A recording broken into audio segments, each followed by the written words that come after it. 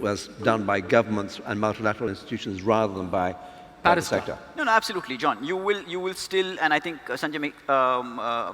Shankar makes a good point. You will require multilaterals, right? For a continent as Africa, you'll require multilaterals. You will have the ADBs, the IDBs, and what may you. But I think the continent of Africa is now appealing for multinationals. If you go into any country within Africa, you will find global names trying to stop and set up shop in Africa.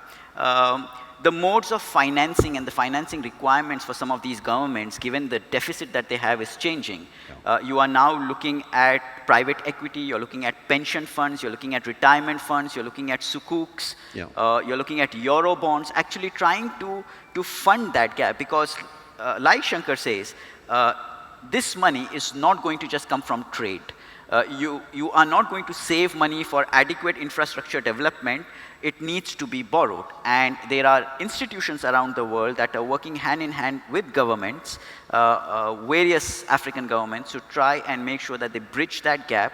They reduce the delta by going into the international markets, and there is demand for an African paper today within international markets. Well, I have